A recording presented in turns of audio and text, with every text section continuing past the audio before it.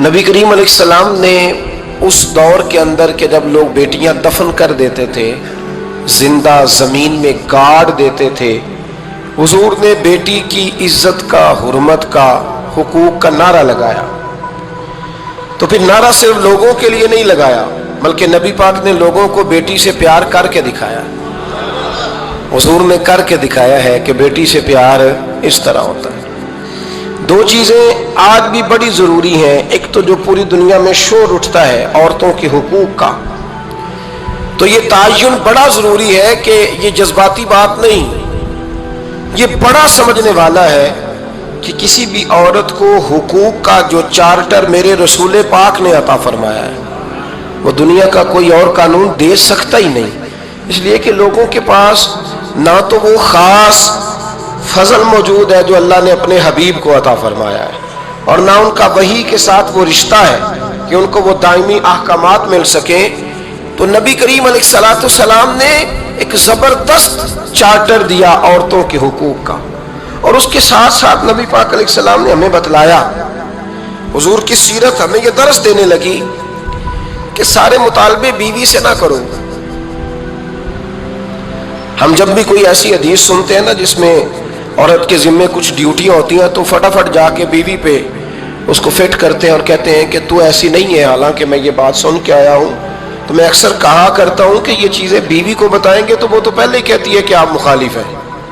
یہ تو چیز بیٹی کو بتانے والی ہے، یہ تو بہن کو بتانے والی ہے جو آپ کے منہ سے اثر جلدی قبول کرے گی۔ تو نبی کریم علیہ السلام نے بیٹی کی تربیت کی۔ ایک بات اپنے دل کی تختی پہ لکھ لینا، یاد رکھنا، جس گھر کے اندر عورت تربیت یافتہ ہوتی ہے نا وہ گھر جنت نظیر بن جاتا ہے۔ بس یہ شاید حرف آخر ہے، شروع میں بھی اور آخر میں بھی۔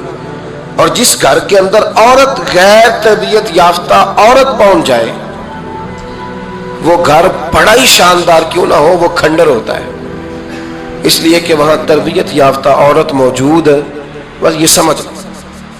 اور میں نے دکھتے ہوئے اور تڑپتے ہوئے لوگ دیکھے ہیں، اس لیے کچھ فیصلے ایسے ہو گئے کہ وہ بیچارے ساری صلاحیتوں، خوبیوں، تقوی اور پرہیزگاری کے باوجود چونکہ گھر کے اندر عورت تربیت یافتہ نہیں تھی تو وہ دنیا میں کوئی بڑا کام سارا انجام نہیں دے سکے۔ یہ گھر کی ملکہ ہوتی ہے نا عورت، گھر کو سینچنا ہے، آپ کے بچوں کی تربیت کرنی ہے، ایک لازمی جز ہے، اس کو سمجھ لیں۔ بچے باپ جتنا مرضی مشفق ہو، مہربان ہو، پر بچوں کی اٹیچمنٹ اپنی بولیے ماں کے ساتھ ہوتی ہے نا۔ تو اس کا مطلب ہے کہ بچے جس کے ساتھ اٹیچ ہے کبھی بھی چھوٹی عمر میں، بڑے ہو جائیں تو بات اور ہے، کچھ چیزوں کو سمجھنے لگیں، اثر لینے لگے، معاملہ اور ہے، لیکن جب تک بچے چھوٹے رہتے ہیں وہ ہر معاملے میں ان کی ماں حق پہ نہ بھی ہو تو پھر بھی وہ اس سے پیار کرتے ہیں، یہ ممتا ہے، کرنا چاہیے، اس میں کوئی ایسی بات نہیں۔ لیکن جو بات سمجھا رہا ہوں وہ یہ ہے کہ بچوں کی ماں اگر غیر تربیت یافتہ ہوگی تو بچے تو اس سے اٹیچ پھر بھی ہوں گے، تو بچوں کی تربیت پر بھی اثر پڑے گا۔ تو اس لیے اپنی بیٹیوں کی تربیت کریں، اپنی بہنوں کی تربیت کریں، تاکہ کسی کے گھر میں جا کے وہ آدمی تکلیف محسوس نہ کرے، وہ اذیت محسوس نہ کرے، بلکہ جب میری بیٹی میری بہن کسی کے گھر میں جائے تو اس کے گھر کو امن والا کر دے، سکون والا کر دے۔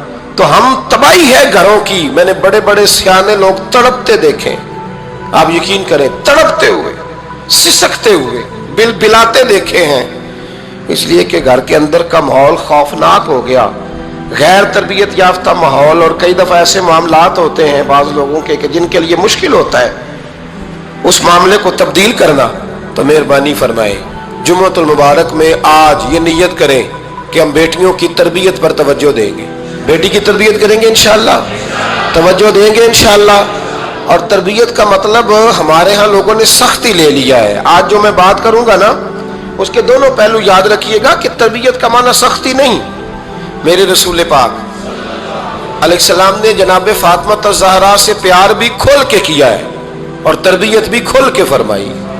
ہم سمجھتے ہیں کہ تربیت جس نے کرنی ہے وہ ڈنڈا پکڑے رہے، پھر ہنسے نہ، مسکرائے نہ، ہر وقت ڈنڈا استعمال کرے گا تو تربیت ہوگی؟ دونوں باتیں غلط ہیں. تربیت بھی کرنی ہے اور پیار بھی کرنا ہے. حضرت فاطمہ الزہرا حضور علیہ السلام کی 7 اولادیں ہوئیں، 3 بیٹے اور 4 بیٹیاں، اور چاروں بیٹیوں میں سب سے چھوٹی ہیں جناب فاطمہ. نبی پاک کی 4 بیٹیاں ہیں، 4 بیٹیاں حضور کی. چونکہ پہلی 3 بڑی تھیں، جلدی شادیاں ہو گئیں، اپنے گھروں کو چلی گئیں. جناب فاطمہ سب سے چھوٹی تھی، زیادہ وقت نبی پاک کے ساتھ رہیں، اور پھر شادی کے بعد بھی حضور کے بالکل قریب رہیں. اور پھر رسول پاک نے اپنی نسل کا چلنا بھی جناب فاطمہ سے بیان کیا کہ انہی سے میری اولاد چلے گی. اس لیے ان کا تذکرہ زیادہ ہے. یہ ظلم نہ کیا جائے کہ حضور کی شہزادی ایک تھی، نبی پاک کی 4 بیٹیاں ہیں، بڑی بیٹی، دوسری بیٹی، تیسری بیٹی، ان کے بھی ہمیں نام یاد ہونے چاہیے. حضور کی ایک شہزادی کا نام جناب زینب ہے. حضرت فاطمہ نے بھی پھر اپنی ایک بیٹی کا نام زینب رکھا بہن کے نام پر. حضرت نبی کریم علیہ السلام کی ایک صاحبزادی کا نام رقیہ ہے. حضرت فاطمہ نے بھی اپنی ایک بیٹی کا نام رقیہ رکھا اپنی بہن کے نام پر. حضرت فاطمہ کی ایک بہن کا نام ام کلثوم ہے. حضور کی ایک بیٹی کا نام ام کلثوم ہے. تو جناب فاطمہ نے بھی اپنی ایک بیٹی کا نام ام کلثوم رکھا. حضرت فاطمہ کی بھی 6 اولادیں با اختلاف روایات بیان کی گئی ہیں. 3 بیٹے تھے اور 3 بیٹیاں تھیں. 3 بیٹے تھے، امام حسن، امام حسین اور امام محسن. امام محسن کا جلدی انتقال ہو گیا چھوٹی عمر میں، اس لیے زیادہ تذکرہ نہیں. باقی 2 شہزادیاں بھی ذرا جلدی رخصت ہو گئی. جناب زینب موجود رہی، کربلا تک گئی، اس لیے ان کا تذکرہ زیادہ کتابوں میں ملتا ہے. حضرت فاطمہ سب سے چھوٹی تھی، نبی پاک کے ساتھ وقت گزارا. قرآن مجید نے اس گھر کی محبت ہم پر فرض قرار دے دی. لا اسألکم علیہ اجرا الا المودۃ فی القربى. فرمایا محبوب ان سے کہہ دو کہ میں تبلیغ پر تم سے کوئی اجر نہیں مانگتا، ہاں میرے اہل بیت سے پیار کرتے رہنا، میرے گھر والوں سے پیار کرتے رہنا. اور حضور نے فرمایا الفاطمہ تو بدعۃ منی، فرمایا فاطمہ میرے جگر کا ٹکڑا ہے. جس نے میری بیٹی فاطمہ سے پیار کیا اس نے مجھ سے پیار کیا. اور یہ بخاری مسلم ہے، مشکات ہے. فرمایا جس نے میری بیٹی سے بغض رکھا اس نے مجھ سے بغض رکھا. کل نمازیں پڑھے نا، بالغ ہونے سے لے کر کل نمازیں، بالغ ہونے سے لے کر کل نمازیں پڑھے. لو بڑی بات کرنے لگا، وہ رمضان کا پہلا جمعہ ہے. بالغ ہونے سے لے کر کوئی نماز قضا نہ کرے، اور جب ہر سال بالغ ہونے کے بعد حج آئے تو حج بھی کرے، ہر سال رمضان آئے تو روزے بھی رکھے، ہر سال زکوٰۃ بھی دے، غریبوں کی مدد بھی کرے، میٹھا بھی بولے، خلوص بھی رکھے، رویے بھی ٹھیک رکھے. پر نبی پاک کے اہل بیت سے پیار نہ کرے تو ان ساری نیکیوں کے باوجود جب مرے گا تو بے ایمان مرے گا، بے ایمان مرے گا، بے ایمان. اور اگر اہل بیت نبوت کے ایمان پر مرے گا تو من مات علی حب آل محمدن مات شہیدا. حضور نے فرمایا، امام رازی نے حدیث لکھی ہے، فرمایا جو میرے گھر والوں سے محبت کرتا ہوا مر گیا وہ سادی موت نہیں مرا، اللہ نے اسے شہادت کا درجہ عطا فرمایا.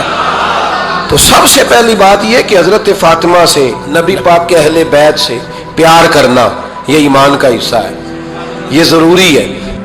ایک بات یہ ہے کہ ان سے محبت، اور دوسری بات یہ کہ کسی کی محبت جو ہوتی ہے نا، اس کا معنی یہ نہیں کہ آپ کو کسی سے پیار ہو گیا تو آپ اس کے دشمن تلاش کرنے شروع کر دیں، بلکہ جس سے محبت ہوتی ہے تو محب کا دل کرتا ہے کہ میرے محبوب سے ساری دنیا ہی پیار کرے.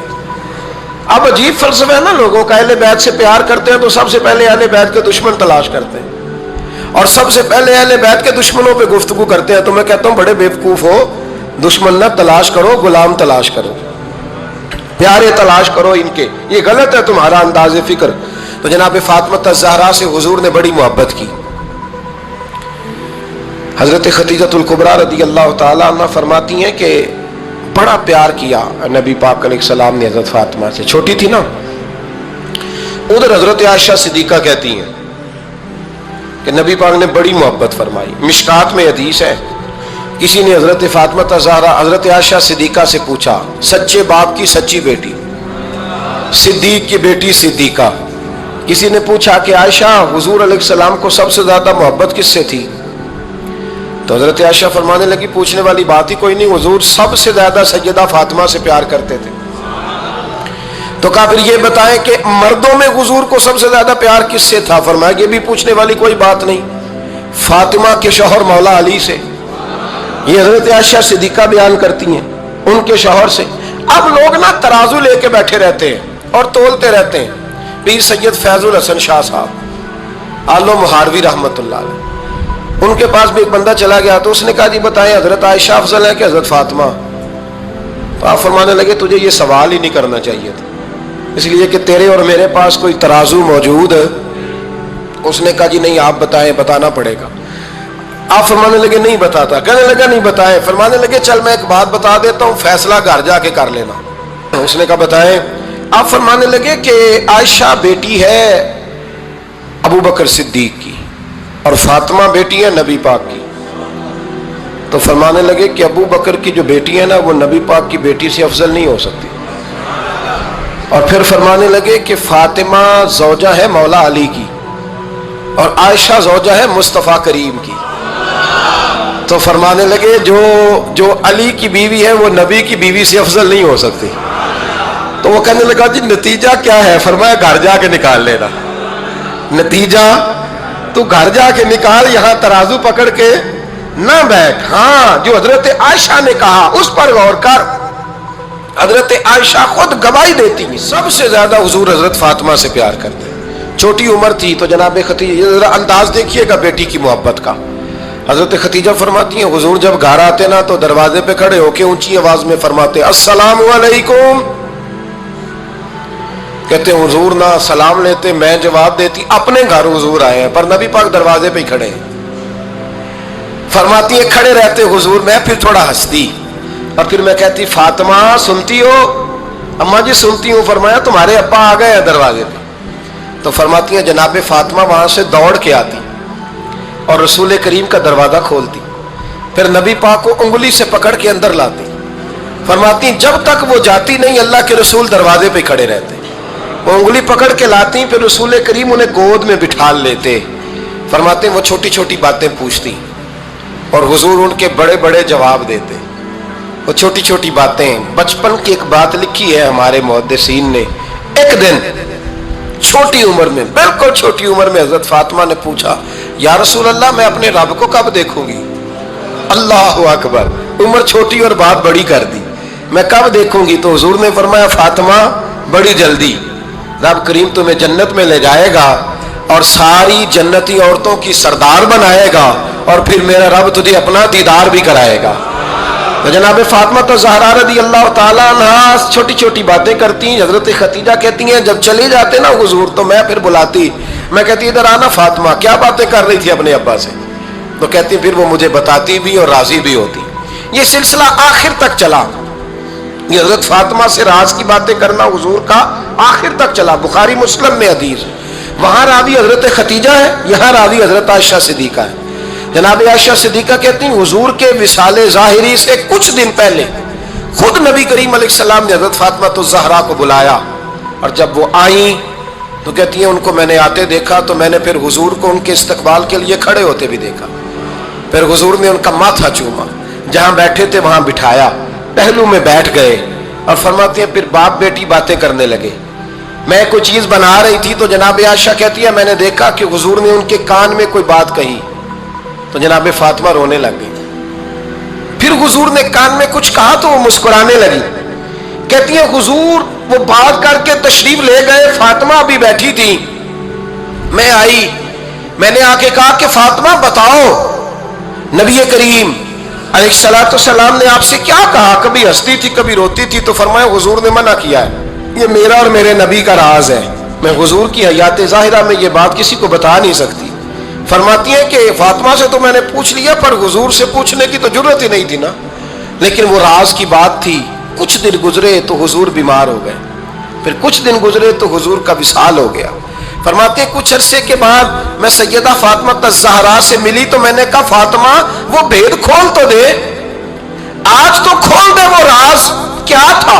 آپ کو بلایا گیا، پھر آپ آئیں، پھر حضور نے بات کی، پھر نبی کریم علیہ السلام کے بات کرنے پر کبھی آپ روئیں کبھی آپ ہنسی، تو یہ کیا تھا؟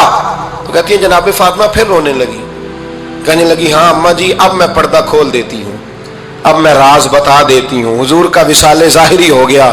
فرمانے لگی مجھے حضور نے بلایا اور میرے کان میں فرمانے لگے فاطمہ وقت تھوڑا رہ گیا ہے, اب تیرے والد نے جانے کا پروگرام بنا لیا ہے, اب نہ ٹائم آ گیا ہے بچھڑنے کا. فرماتی ہیں جب میں نے یہ بات سنی تو میں رو پڑی, حضور آپ بچھڑ جائیں گے. کہتی ہے میں روئی. ذرا حدیث کے جملوں پہ غور کرنا.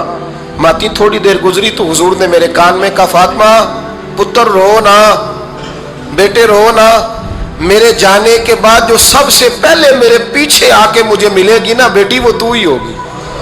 اللہ کرے میں سمجھا سکوں آپ کو بات. جب کہا نا کہ میں وصال کروں گا تو رو پڑی, اور جب کہا نا میرے بعد تیرا بھی جلدی وصال ہو جائے گا تو حضرت فاطمہ نے ہنسنا شروع کر دیا. کیا پیار ہے میرے محبوب علیہ الصلوۃ والسلام کے ساتھ جناب فاطمہ کا. ان کے وصال کی خبر سنی تو رو پڑی اور اپنے کی سنی تو ہنس پڑی. اور پھر حضور نے کہا فاطمہ تجھے یہ بھی پتا ہے نا کہ اللہ تجھے جنتی عورتوں کا سردار بنائے گا, یہ بھی تجھے پتا ہے. تو جناب فاطمہ الزہرا کے ساتھ شروع سے لے کر آخر تک میرے رسول کریم علیہ السلام کی محبت رہی, پیار رہا. اور جناب فاطمہ کا جو حضور سے پیار تھا, ایک ہے باپ کا شفقت کرنا اور ایک ہے بیٹی کا پھر اپنے باپ سے. بولیے یہ بیٹیاں جو ہوتی ہیں نا ان کا بھی رویہ کو انوکھا ہوتا ہے ساری دنیا سے, انوکھا. میں کبھی کبھی کچھ ایسی باتیں کرنے کو دل کر جاتا ہے کہ جو کر گزرتے ہیں.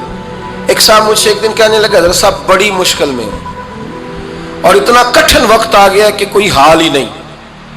میں نے ان سے کہا کہ اپنی اماں سے دعا کراؤ مسئلہ ٹھیک ہو جائے گا. میں نے لگا اماں تو انتقال کر گئی, تو میں نے کہا بہن سے دعا کراؤ. کہنے لگا بہن دور رہتی ہے, تو میں نے کہا پھر بیٹی سے کرا لو. آپ یقین کریں اللہ کے گھر میں بیٹھا ہوں, رمضان کا مہینہ مجھے تیسرے دن ملا. کہنے لگا حضرت صاحب الحمدللہ اللہ نے میری مشکل آسان کر دی. کہنے لگا یہ نسخہ آپ نے بڑا عجیب بتایا ہے, پیر تو اس قسم کی باتیں نہیں نہ بتاتے. پیروں نے تو آپ کو پتا ہے دعائیں قید کر کے رکھی صرف ہماری قبول ہونی ہے.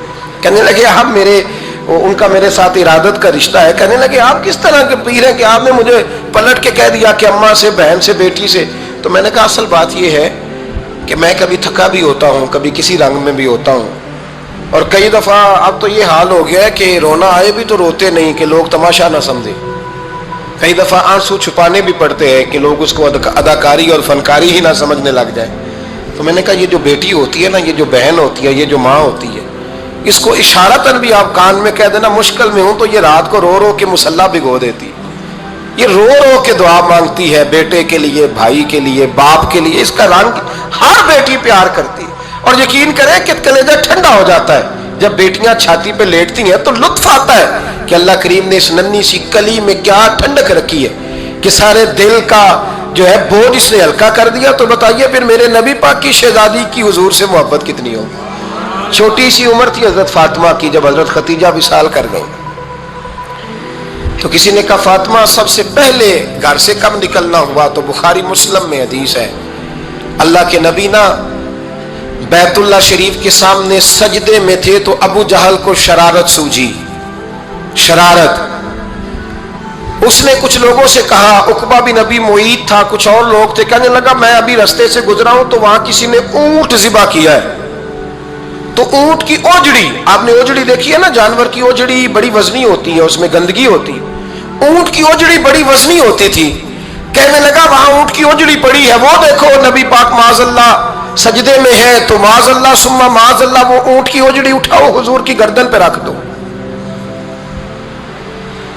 تھوڑا سا مشکل سے جمعہ پڑھنا پڑ جائے نا, اور تھوڑا سا مشکل سے پڑھانا پڑ جائے, تو ہم دین کے بہت بڑے خدمت گزار بن جاتے ہیں.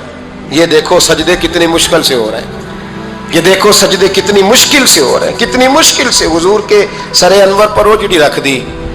یہ وہ وقت ہے کہ نہ تو چچا ابو طالب ہیں جو پہنچ جاتے, نہ جناب ختیجہ ہیں جو بندوبست کرتی. تو کسی نے نہ جناب ختیجہ کے دروازے کے سامنے منہ کر کے کہا کہ محبوب کے گھر والوں حضور کے سر اقدس پر اوجڑی رکھ دی ہے کسی, اور حضور سر اقدس اٹھاتے ہیں تو تکلیف محسوس کرتے ہیں. جناب فاطمہ کہتی پہلا دیہڑا تھا جب میں چہرے پہ کپڑا ڈال کے نہ تو اپنے بابا کے لیے نکلی. فرماتی پہلا دن تھا میں حرم کعبہ میں پہنچی، حضور کو سجدے میں دیکھا تو چھوٹے چھوٹے ہاتھوں سے میں نے اوجڑی نیچے گرائی، حضور بولے کچھ نہیں، نہ میں نے کوئی بات کی، میں نے حضور کی انگلی کو تھاما اور میں کنویں پہ لے آئی، حضور بھی نہیں بولے، جناب سیدہ فرماتی میں بھی نہیں بولی، حضور بیٹھ گئے اور میں کنویں سے پانی نکالنے لگی، میں حضور کی زلفیں دھوتی جاتی اور حضور روتے جاتے، زلفیں دھوتی جاتی اور حضور روتے جاتے۔ پھر حضرت فاطمہ نے جب حضور کی زلفیں دھو لی تو ہاتھ اٹھائے، کہا اے اللہ، جنہوں نے میرے بابا کو تکلیف دی ہے نا ان کو برباد کر دے۔ میں رات روایت پڑھ رہا تھا مشکات سے تو میں حیران ہو رہا تھا کہ یہ عجیب منظر ہے، یہ عجیب منظر ہے کہ جب طائف والے پتھر مارے اور نبی کریم علیہ السلام سے حضرت زید بن حارثہ کہ حضور دعا کریں گے تباہ ہو جائے، تو نبی پاک کہ نہیں زید میں نے نہیں ان کے لیے تباہی کی دعا کرنی، یہ نہیں ٹھیک ہوتے تو ہو سکتا ہے ان کی نسلیں ٹھیک ہو جائیں۔ اور جب احد میں وہ لوگ پتھر مار کے دانت شہید کر دیں، حضرت ابوبکر صدیق جیسی ٹھنڈی طبیعت کا آدمی عرض کرے حضور دعا کریں یہ تباہ ہو جائے، تو حضور نے فرمایا اللہم اہد قومی فإنہم لا یعلمون، یا اللہ میری قوم کو ہدایت دے، یہ جانتے نہیں یہ کیا کر رہے ہیں۔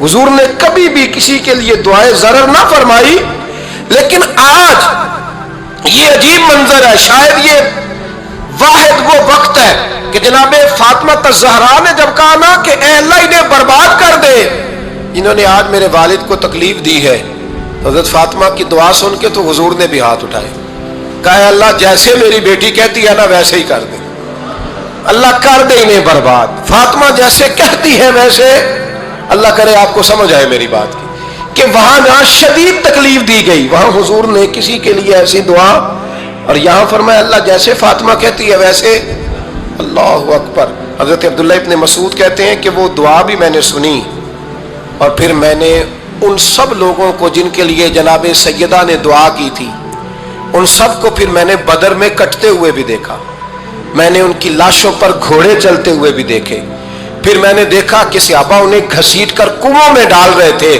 میں غور سے دیکھ رہا تھا اور ان کے چہرے پہچان رہا تھا، تو مجھ سے کسی نے کہا عبداللہ تم کیا غور کر رہے ہو؟ تو میں نے کہا میں غور کر رہا ہوں یہ وہی ہے سارے جن کے لیے سیدہ فاطمہ نے دعا کی تھی کہ یہ برباد ہو جائے، یہ وہی ہے میرے رسول کریم علیہ السلام کی ہر تکلیف کو جناب فاطمہ نے اپنی تکلیف سمجھا، ہر تکلیف کو۔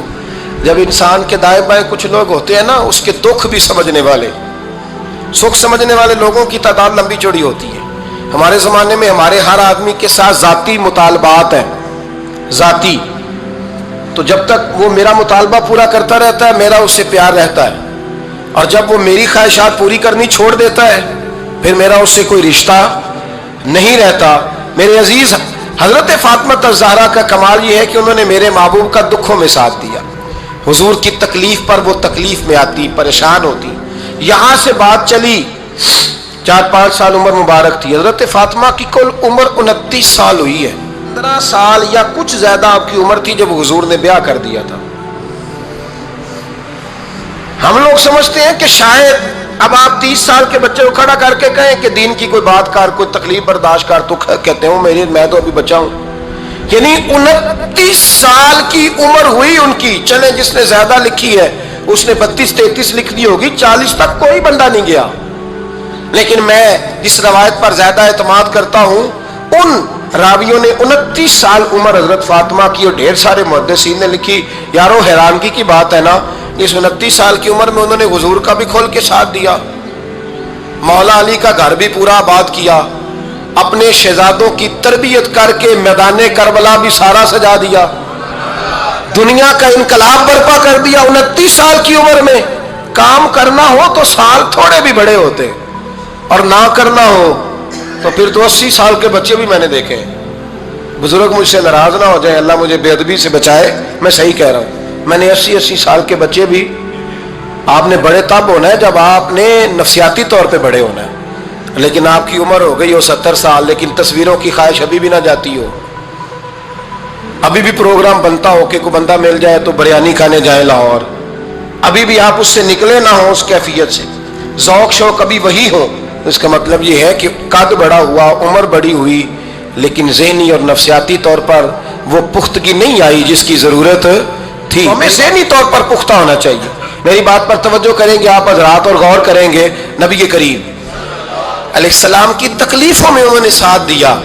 ایک تو یہ اوجڑی اتاری تو پھر یہ وقت بیتتا گیا. ایک حدیث کے راوی مولا علی شیر خدا ہے، امام صاحب بھی نے لکھی ہے. نبی پاک نے نا دین کے لیے بڑی مشقت کی، جد و جہد کی. حضرت فاطمہ چھوٹی عمر سے دیکھتی آ رہی تھی حضور کو کام کرتے. حضور کی عادت مبارکہ تھی جب سفر پہ تشریف لے جاتے تھے تو سب سے آخر میں سیدہ فاطمہ کے گھر جاتے، واپس آتے تو سب سے پہلے سیدہ فاطمہ کے گھر جاتے. مولا علی کہتے ایک دن میں نے عجیب نظارہ دیکھا. نبی کریم علیہ السلام سفر سے واپس آنے والے تھے. میں نے حضرت فاطمہ کو اطلاع دی کہ حضور آج پہنچ جائیں گے، تو انہوں نے گھر سارا صاف کیا، سجایا، سنوارا، کھانا پکایا. لیکن فرماتی ہیں جیسے ہی حضور اندر داخل ہوئے نا گھر کے، جناب فاطمہ نے حضور کا چہرہ دیکھا تو ہاتھ پکڑ کے چومنے لگی. اور کہتے ہیں جب انہوں نے سر اٹھایا تو ان کا چہرہ سارا آنسوؤں سے بھرا ہوا تھا. رسول کریم نے بیٹی کے سر پہ ہاتھ رکھا، بٹھا لیا. فرمایا فاطمہ بیٹے رونے والی تو بات کوئی نہیں تھی، کیوں رو پڑی ہو؟ تو عرض کرنے لگی محبوبہ میں بچپن سے دیکھ رہی ہوں محنت کرتے، جد و جہد کرتے، مشقت کرتے. یا رسول اللہ آج آپ آئے ہیں تو آپ کے چہرے پر تھکاوٹ کے آثار ہیں، حضور وجود تھکا ہوا ہے.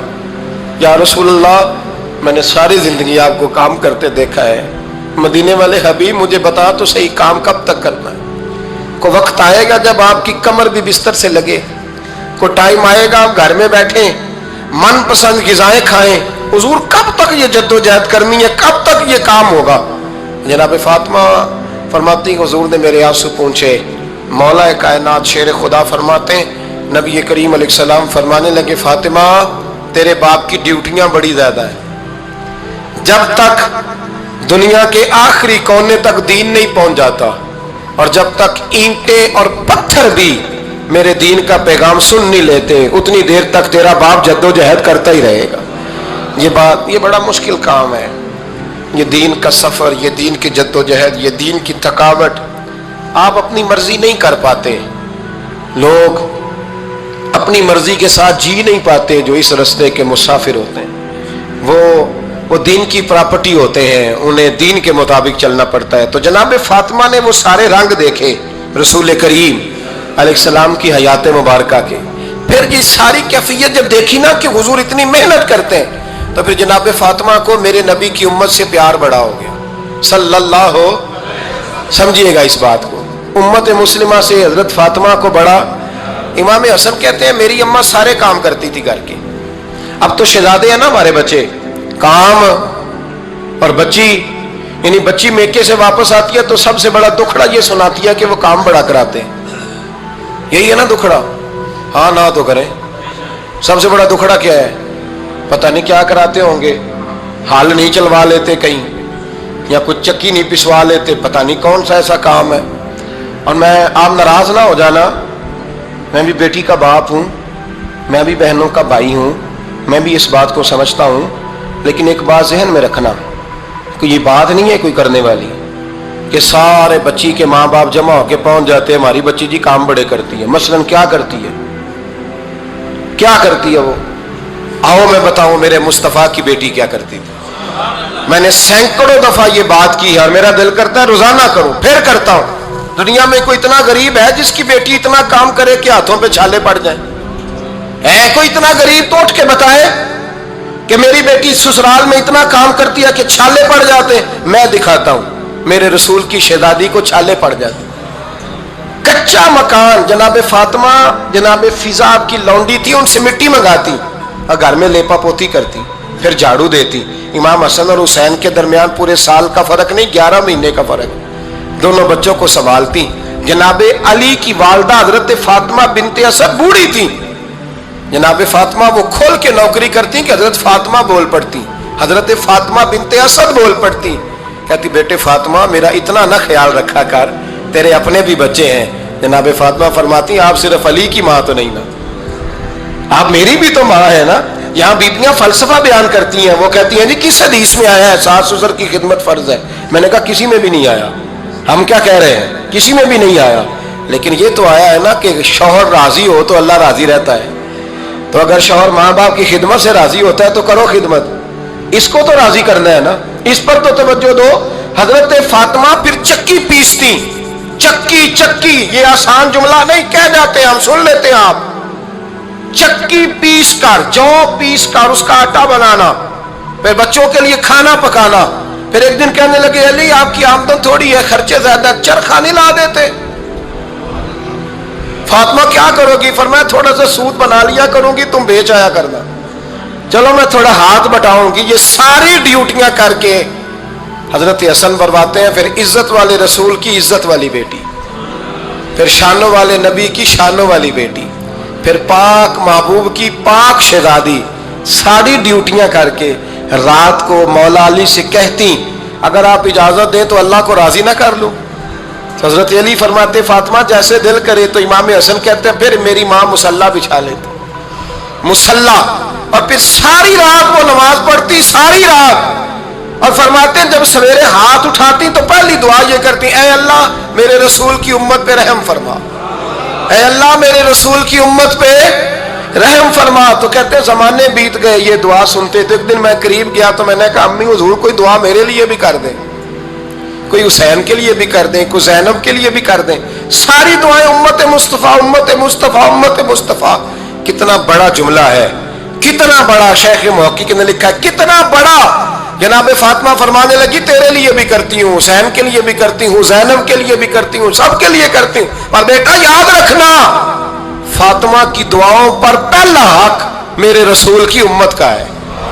فاطمہ کی اصل میں بات بہت خوشی کی سنا دی میں نے آپ کو, لیکن آپ وہیں سست کے سست رہ گئے. یہ کسی عام آدمی کی دعا نہیں, پیر صاحب کی, درویش صاحب کی رٹی رٹائی دعا نہیں, یہ سیدہ فاطمہ کی دعا ہے. آپ کو اتنا بڑا خزانہ مل رہا ہے اور آپ سمجھے نہیں بات کو. حضرت فاطمہ فرمانے لگی میری دعاؤں پر سب سے زیادہ حق میرے رسول کی امت کا ہے, تو میں یہ حق ہمیشہ ادا کرتی رہوں گی, میں انہیں دعائیں ہمیشہ دیتی رہوں گی. حضرت فاطمہ بڑا پیار کرتی ہیں. امام حسن کہتے ہیں کہ ایک پورا دن گزر گیا, کھانے کو کچھ نہ ملا. اگلی شام آ گئی تو چند روٹیاں کھانے میں ملی. جو لائے حضرت علی, جناب فاطمہ نے پیس کے روٹی پکائی.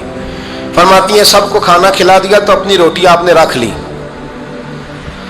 جب آپ کھانا کھانے لگی, کھانے پر ہاتھ ہی رکھا تھا کہ دروازے پر کسی نے صدا دی. تو کہتے ہیں بولنے والے کے لفظ بڑے عجیب تھے, جس نے صدا دی نا اس کے لفظ بڑے عجیب تھے. کہنے لگے اور رسول اللہ کی بیٹی میں 2 دن سے فاقے میں ہوں, تو مجھے پتا ہے اس گھر سے روٹی ضرور ملے گی. جناب فاطمہ نے نہ کھانا اٹھایا. امام حسن کو کہنے لگی بیٹے دے آ. جناب حسن کہتے ہیں مجھے بڑی تکلیف ہوئی, ہم سب کھانا کھا چکے تھے, مولا علی بھی کھا چکے تھے, صرف میری اماں نے نہیں کھایا تھا. ماں اور بیٹے کا پیار, اور پھر حسن حسین اور سیدہ کا پیار. فرماتے میں نے کہا اماں جی آدھی دے دیتے ہیں, آدھی آپ کھا لیں, پورا دن گزر گیا آپ فاقے سے ہیں. تو کہتے ہیں حضرت فاطمہ نے میرے سر پہ ہاتھ رکھا, پھر میرا ماتھا چوما. کہنے لگی بیٹا تو نے اس کی آواز نہیں نہ سنی جس نے صدا لگائی. اس نے نہ تو علی سے بات کی نہ تیرے ساتھ بات کی, اس نے تو کہا رسول اللہ کی بیٹی. تم نے صدا نہیں نہ سنی, اس کے لفظ کیا ہے, اس نے تو میرے ساتھ بات کی. اور پھر فرمایا بیٹے میں 1 دن سے فاقے میں ہوں, وہ 2 دن سے فاقے میں, میرا 1 دن گزارا اور ہو جائے گا امت کے ساتھ. ایک دن نا ایک نبی پاک کی بارگاہ میں شخص آیا, اس نے کلمہ پڑھا. قبیلہ بنو سلیم سے اس کا تعلق تھا. نبی کریم علیہ السلام نے اس سے اس کی مالی حالت پوچھی. تو عرض کرنے لگا یا رسول اللہ صلی اللہ علیہ وسلم میرے قبیلے میں 3000 لوگ ہیں اور سب سے غریب میں ہی ہوں. نبی کریم صلی اللہ تعالیٰ علیہ وسلم نے فرمایا اس کی مدد کرو بھائی. حضرت صاحب بن عبادہ اٹھے تو انہوں نے نا اس کو کہا کہ میری اونٹنی باہر کھڑی ہے, تو یہاں سے اٹھ کے چل, میں اونٹنی تجھے دیتا ہوں. مولا علی شیر خدا اسی وقت اٹھے اور آپ نے اپنے سر سے امامہ شریف اتارا. فرمایا میں نے کل ہی خریدا ہے, یہ میں تمہیں تحفے میں دیتا ہوں. حضور نے نا حضرت سلمان فارسی کی ڈیوٹی لگائی. فرمایا اسے سواری بھی مل گئی, کپڑے بھی مل گئے, اس کے کھانے کا بندوبست کر, پتہ کر کس گھر میں کھانا ہے تو لا. حضرت سلمان فارسی کہتے ہیں میں گلی میں نکلا تو پہلی نظر میری سیدہ فاطمہ کے دروازے پہ پڑی. میں نے دستک دی, سیدہ فاطمہ اندر سے بولی کون ہے؟ میں نے کہا میں غلام سلمان فارسی. جناب فاطمہ تزارا سے میں نے عرض کی ایک بندہ آیا ہے, کلمہ پڑھا ہے, اور وہ کہتا ہے 3000 آدمی میرے قبیلے میں ہے اور سب سے غریب میں ہوں. تو اماں جی اس کو مولا علی نے امامہ دے دیا ہے, اور حضرت صاحب بن عبادہ رضی اللہ تعالیٰ عنہ نے اونٹنی دے دی ہے. اب وہ حضرت فاطمہ فرما سکتی تھی کہ جب شیر خدا نے دے دیا ہے تو ہمارا تو حصہ پڑ گیا. تو فرمانے لگی بھائی میرے ساتھ کیا مطالبہ ہے بتاؤ جلدی کرو. کہا کھانا نہیں کھایا اس نے. تو آپ فرمانے لگی کھانا دیتے ہیں. حضرت سلمان فارسی کہنے لگے اماں جی کھانے میں کیا ہے؟ تو کہنے لگی کچھ بھی نہیں, 3 دن ہو گئے حسن حسین نے روٹی نہیں کھائی, پر بڑا کچھ ہے میں دیتی ہوں. کہتے میں سوچ میں پڑ گیا کہ انہوں نے 3 دن سے نہیں کھایا, پھر بھی بڑا کچھ ہے. پھر بھی ہم نے نا جو کھایا ہے اور باقی کا سالن فریج میں رکھا ہے, پرسوں والا بھی فریز ہوا پڑا ہے, شام کی سبزی آ گئی. کسی نے پوچھا حال کیا؟ کہتا سب سے غریب میں ہی ہوں, بڑا ماڑا بندہ ہوں, رو پڑیں گے پریشان. کہا بچوں نے 3 دن سے روٹی نہیں کھائی, پر سلمان بڑا دیا ہے میرے اللہ نے, بڑا کچھ ہے. تو کہا اماں جی پھر کرنا کیا ہے؟ فرمایا تو ٹھہر نا میں بتاتی ہوں. کمبل پڑا تھا, بسترا سمجھ لیں, موٹا اوڑھنے کا, کھدر کا. حضرت فاطمہ جلدی سے لائیں, فرمانے لگے یہ پکڑو اور دیر نہ کرنا. یہ ہماری گلی کے کونے پہ نا 2-4 گھر چھوڑ کے تو ایک یہودی ہے, اس کا نام شمعون ہے. وہ اس طرح کی چیزیں گروی رکھ کے یا خرید کے نا تو پیسے بھی دے دیتا ہے, جوں بھی دے دیتا ہے, گندم بھی دے دیتا ہے, سرکہ اور کھجوریں بھی. اسے دے آ, اور وہ جو سامان دینا وہ میرے پاس لا, اور لا کے مجھے دے تاکہ میں جلدی سے اس آدمی کے لیے بندوبست کروں. پتہ نہیں بیچارہ کتنے دنوں کا بھوکا ہے, پتہ نہیں بیچارہ کتنے, اپنے بچوں نے 3 دن سے روٹی نہیں کھائی. لا نہ ذرا. حضرت سلمان فارسی کہتے ہیں میں نے تھوڑا توقف کیا کہ میں آپ کا بستر لے جاؤں, یہ کمبل لے جاؤں. تو فرمانے لگی حکم ہے میرا, وہ جانا پڑے گا. جناب سلمان فارسی کہتے ہیں میں شمعون یہودی کے پاس گیا, میں نے کہا یہ کمبل لو, چاہے تو نگد پیسے دے دو, سامان خرید لیتے ہیں, اور چاہے تو اناج, جوں, سرکہ, کھجوریں جو تمہارے پاس ہے دے دو. وہ کہنے لگا یہ کس کا ہے؟ بڑا شاندار ہے, بڑا خوشبو والا ہے. تو کہا یہ مولا علی کے گھر سے آیا ہے, پاک بی بی نے دیا ہے کہ اس کو گروی رکھ لو اور مہمان کے لیے کچھ دے دو. کہا مہمان کون سا؟ کہنے لگے حضور کے پاس آ کے ایک شخص نے کلمہ پڑھا ہے اور وہ مسلمان ہوا ہے اور وہ غریب ہے, اس کو روٹی دینی ہے. تو وہ شمعون یہودی کہنے لگا میں بھی تورات پڑھا کرتا تھا, تو آج ہی سویرے میں نے پڑھا ہے, آج ہی سویرے پڑھا ہے, ابھی پڑھا ہے. میں بڑی دیر سے حضور آئے تھے پر میری آنکھوں پہ پردہ ہی رہ گیا.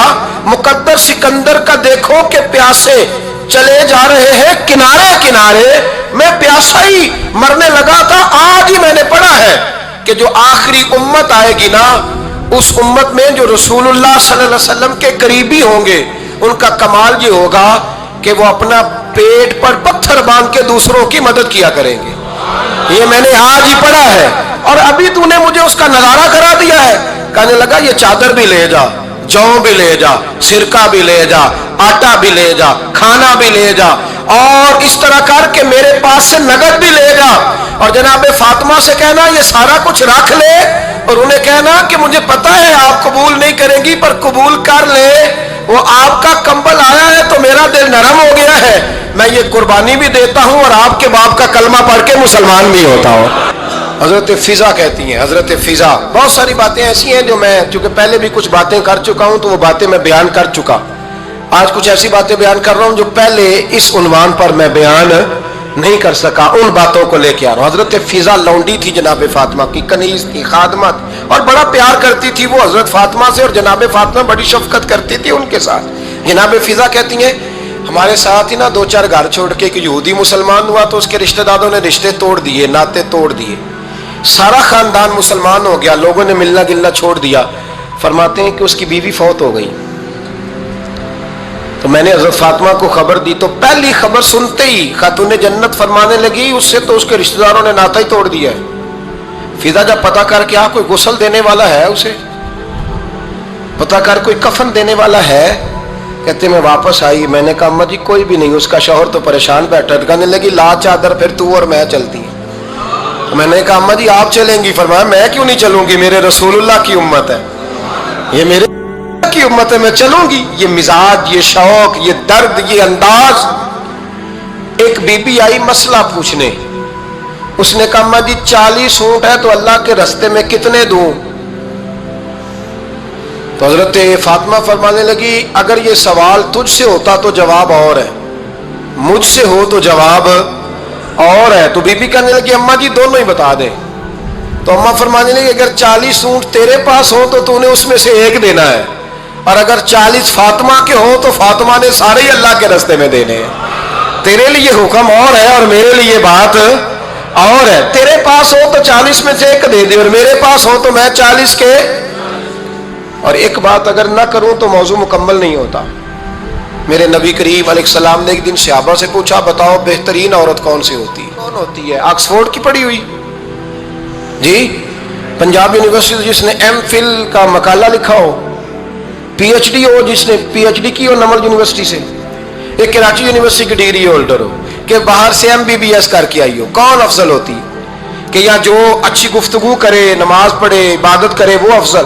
کوئی تو ایسی وجہ ہوگی نا. صحابہ سے حضور نے سوال پوچھا تو صحابہ نے بھی مختلف جوابات دیے. کسی نے کہا حضور پنجگانہ نماز پڑھنے والی. فرمایا بات تمہاری ٹھیک ہے پر تم میری مراد کو نہیں پہنچے. ایک نے کہا یا رسول اللہ صلی اللہ علیہ وسلم پردہ کرنے والی. فرمایا بات تمہاری ٹھیک ہے پر تم میری مراد کو نہیں پہنچے. ایک نے کہا حضور باپ پردہ عورت. فرمایا بات تمہاری ٹھیک ہے پر تم میری مراد کو. حضرت علی کہتے ہیں بیٹھا میں بھی تھا بیچ، لیکن میں بھی مراد کو سمجھ نہیں پا رہا تھا، حالانکہ شہر علم کے دروازے کا نام مولا علی ہے. فرماتے ہیں اس وقت اللہ کی حکمت تھی کہ جواب کوئی اور دے. تو حضرت علی کہتے ہیں قد بھی میرا چھوٹا تھا، بیٹھا بھی میں پیچھے تھا، تو تھوڑی گردن اور جھکا کے نا تو میں نکل گیا اور فاطمہ کے حجرے میں پہنچ گیا. تو میں نے کہا فاطمہ حضور نے ایک سوال پوچھا ہے تو صحابہ جواب دے رہے ہیں، پر حضور کہتے ہیں تم میری مراد کو نہیں پہنچے، ذرا جلدی سے جواب نہیں دیتی. تو خاتون جنت ہنس پڑی، فرمانے لگی میں جواب دوں؟ آپ کو بھی کہا ہاں دیں جواب کا. کیا؟ فرمانے لگے بتاؤ سب سے بہترین عورت دنیا کی کون سی؟ سب سے بہترین. تو جناب فاطمہ کہنے لگی سادہ سا جواب تھا، آپ لوگوں کو آیا کیوں نہیں؟ کہا چلو بتاؤ. تو جناب فاطمہ فرمانے لگی دنیا کی سب سے بہترین بی بی وہ ہے جس کو نہ کبھی غیر محرم نے دیکھا ہو، اور اگلے لفظوں پہ غور کرنا، نہ کبھی غیر محرم نے اسے دیکھا ہو اور نہ اس بی بی نے کبھی کو غیر محرم دیکھا ہو. یہ کوئی پڑتا نہیں کہ بی بی کہتی ہے جناب میں تو چہرہ ڈھام کے نکلی تھی، باقی میں دکاندار سب سے بات چیت کر آئی، سب کے چہرے دیکھ آئی. حضرت فاطمہ نے بتایا کہ تیری آنکھوں کا بھی پردہ ہے. اور وہ روایت وہاں الگ موجود ہے کہ حضور نے حضرت عائشہ صدیقہ ام سلمہ سے کہا کہ عبداللہ ابن مکتوم نابینا آیا تو پردہ کرو. تو یہ نابینا اس سے پہلے سیرت نگاروں نے لکھا ہے کہ ایک دن یہ اس سے پہلے حضرت فاطمہ کے گھر چلے گئے حضور کے ساتھ. تو نبی کریم علیہ السلام نے جب ان کو لے کے حضور داخل ہوئے تو جناب فاطمہ نے آنکھیں جھکا لی، پردہ کر لیا. تو حضور نے فرمایا بیٹی وہ تو نابینا ہے. تو عرض کرنے لگی حضور مجھے تو نظر آ رہا ہے نا. یعنی حضور نے جو ازواج کو کہا وہ بات کی. جناب فاطمہ کا جو انداز ہے وہ نرالا ہے. تو حضرت علی کہتے ہیں جناب فاطمہ نے جواب دیا کہ بہترین عورت وہ جسے نہ کبھی غیر محرم دیکھا ہو اور نہ غیر محرم نے کبھی، وہ بی بی نے بھی کبھی غیر محرم بندہ نہ دیکھا ہو، دیکھا ہی نہ ہو اس نے. یہ پوائنٹ ذرا مشکل ہے، سمجھنے والا ہے. تو حضرت علی کہتے ہیں میں وہاں سے گردن جھکائی اور بیچ آ کے بیٹھ گیا، بات ابھی جاری تھی. حضور نے فرمایا آتا ہے کسی کو جواب؟ تو کہتے ہیں میں نے ہاتھ کھڑا کیا. میں نے کو حضور آتا ہے. تو حضور مسکرا پڑے، فرمایا چل بتا. میں نے عرض کی حضور بہترین عورت وہ ہے کہ نہ کبھی اسے غیر محرم نے دیکھا ہو نہ اس نے کبھی غیر محرم دیکھا ہو. تو حضرت علی کہتے ہیں شاباش مجھے ملنی چاہیے تھی نا. حضور مسکرا پڑے، کہنے لگے میں نے تو پہلے ہی کہا ہے فاطمہ تو بدعت منی، فاطمہ میرے جگر کا ٹکڑا ہے، میں نے تو بڑا پہلے کہہ دیا ہے. تو کہتے ہیں صحابہ میری طرف دیکھنے لگے کہ یہ تو تعریف فاطمہ کی ہونے لگ گئی ہے. تو میں نے کہا کیا کریں؟ اس محبوب کو بتایا ہے جس کے لیے اللہ نے کوئی پردہ رکھا ہی نہیں، سارے پردے کھول دیے. حضرت فاطمہ کے وصال کا وقت آیا، انتقال کا. تو حضرت اسماء بنت امیس کو بلایا اور بلا کے فرمانے لگی تو مجھے غسل دینا اور سوائے میرے شوہر مولا علی کے کسی اور سے مدد بھی نہ لینا. اور فرمانے لگی میں نے حبشہ کے بارے میں سنا ہے کہ وہاں جب بیویوں کا جنازہ اٹھتا تھا تو وہ لوگ چارپائی کے اوپر یوں کر کے اس طرح کر کے لکڑیاں لگاتے تھے، نیچے باندھ لیتے تھے اور لکڑی میں لچک ہو تو اوپر جا کے پھر اس کو باندھ دیتے تھے تو پردہ بن جاتا تھا. فرمایا میں نے علی کو بتا دیا ہے، تمہیں بھی بتا رہی ہوں، جنازہ میرا رات کو اٹھانا اور لکڑیاں لگا کے نا تو اوپر پردہ کر لینا، میرے وجود پر پڑی ہوئی چادر پر بھی کسی کی نظر نہیں پڑنی چاہیے. رات کو جنازہ اٹھانا اور رات کو مجھے دفن کر دینا. मदीना मुनव्वरा में हुजूर के विसाल ज़ाहिरी के 6 माह बाद जनाब फातिमा ज़हरा का जनाजा उठा। तो मस्जिद नबवी शरीफ से एक शख्स अपनी दाढ़ी आंसुओं से भिगोता हुआ निकला। तो हजरत अबू बकर सिद्दीक ने खड़ा करके पूछा, क्यों नबी पाक के चचा अब्बास रोते क्यों हो? हजरत अब्बास कहने लगे, पहले हुजूर गए थे, अब नबी पाक की तस्वीर भी चली गई। क्या हुआ? का जनाब फातिमा का विसाल हुआ। फिर से एक दफ़ा मदीने में रात आई, फिर से शाम हुई, फिर से जनाजा उठा।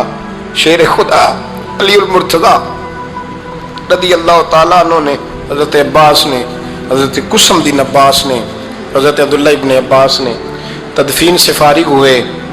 एक रवायत है कि हज़रत अब्बास ने जनाजा पढ़ाया और एक मुस्तनद रवायत है कि हज़रत अबू बकर सिद्दीक ने जनाजा पढ़ाया। और जब जनाजा पढ़ा करके बाहर निकले तो हज़रत अली शेर खुदा की आंखों में आंसू थे। इतने काली रोते क्यों हो? मानने लगे सिर्फ फातिमा नहीं गई, मुस्तफ़ा करीम की उम्मत के लिए दुआएं करने वाला एक बड़ा हाथ रुखसत हुआ है। एक बड़ा हाथ जनाब फातिमा ज़हरा ने 29 साल की उम्र मुबारक गुजारी।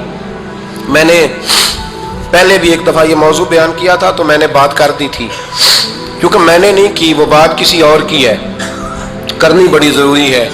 अल्लामा इकबाल कहने लगे, इसरार बेखुदी में लिखने लगे कि फातिमा जो तूने किया है वो कोई नहीं कर सकता। इकबाल कहने लगे, फातिमा जब तुझे देखता हूँ ना तो तड़प उठता हूँ। कहने लगे, फातिमा मेरे रसूल करीम ने ना मेरे पाँव में शरीयत की जंजीरें बांध दी हैं। अगर मुझे शरीयत मना न करती, हुजूर पाबंद न करते तो मैं काबे का तवाफ न करता, तेरी कब्र का तवाफ करता। फातिमा तूने 29 साल में वो इनकलाब बर्पा किया, उम्मत पर वो रहमत की। अली के घर की है इज्जत, अली से सुनते हैं। नबी के घर की है इज्जत, नबी से सुनते हैं। वो जिसने मुअज़्ज़ज़ किया घराने को, हुसैन पाल के जिसने दिया जमाने को। और मेरे आला हज़रत फरमाते हैं, सैयदा ज़ाहिदा तय्यबा ताहिरा। कभी आप अगला फिक्रा सुने ने तो बरेली के इमाम ने हद कर दी, फरमाने लगे, जाने अहमद की राहत पे लाखों सलाम। जाने अहमद कहते हैं नबी पाक की जो जान है वो सैयदा फातिमा है। और सिर्फ जान नहीं, ये वो वाली हुजूर की जान है जिससे नबी पाक सुकून हासिल करते हैं, राहत हासिल करते हैं। जाने अहमद की राहत पे। और इसका एक तर्जुमा यह है कि नबी पाक की जान को सुकून हजरत फातिमा की वजह से मिलता। जाने अहमद की राहत पे लाखों सलाम। और हजरत हसनैन करीमैन का जिक्र करते हुए फरमाते हैं, आप ततहीर से जिसमें पौधे जमे। हजरत फातिमा के बारे में कुछ रवायतों में ये आता है कि औरतों की तरह उन्हें हैज निफास नहीं आता था, अल्लाह ने पाक पैदा फरमाया। और मौला अली तो पहले ही पाक है। तो फरमाते हैं ये जो बच्चे हुए ना, ये आब ततहीर से जिसमें पौधे जमे। ये बरेली के इमाम की मोहब्बत है सैयदा फातिमा से और हसनैन करीमैन से। क्या अंदाज है? कहने लगे, आब ततहीर से जिसमें पौधे जमे, उस रियाज़े नजाबत पे लाखों सलाम। उस रियाज़े, पता नहीं कहां बैठ के लोग अहले बैत की शान बयान करते हैं। अहले बैत की शान सुननी है तो बरेली के इमाम से सुनो। उस रियाज़े नजाबत पे कहते हैं हजरत फातिमा सिर्फ पाक नहीं, पाकीज़गी का पूरा बाग है। पूरा यानी उनकी छांव भी पाक है, उनका साया भी, उनका फल भी, उनकी टहनियां भी, बोले तो सही यार, उनकी टहनियां भी, उनकी जमीन भी। उस रियाज़े नजाबत पे लाखों सलाम। उस रियाज़े नजाबत पे लाखों सलाम। सैयदा ज़ाहिदा तय्यबा ताहिरा, जाने अहमद की राहत पे। ऐ अल्लाह, रमज़ान का जुमा है, बड़े सारे लोग मौजूद हैं, हम तेरी बारगाह में इल्तिजा करते हैं। ऐ अर्श व फर्श के मालिक, पाक रसूल की पाक बेटी का सदका उम्मत की हर बेटी पे रहम फरमा। बड़ी खूबसूरत फजीलत है। एक मरतबा सहाबा किराम अलैहिम रिदवान ने बारगाह रिसालत में अर्ज की, या रसूल अल्लाह सल्लल्लाहु अलैहि वसल्लम, कुरान पाक में अल्लाह पाक का फरमान है, इन्नल्लाह व मलाइकतहू युसल्लूना अलन नबी, बेशक अल्लाह और उसके फरिश्ते उस नबी पर दुरूद भेजते हैं। हुजूर, इस फरमान आली शान का क्या मतलब है? यानी अल्लाह और उसके फरिश्ते कैसे दुरूद भेजते हैं, इसका जरा मतलब भी बताइए। तो सरकार दो आलम अलैहिस्सलाम ने फरमाया, इन्न हाज़ा लमिनल मक्तूम, एक पोशीदा इल्म है, अगर तुम ना पूछते तो मैं तुम्हें ना बताता। इसके पीछे कोई पोशीदा बात है, कोई राज है, अगर ना पूछते तो ना बताता।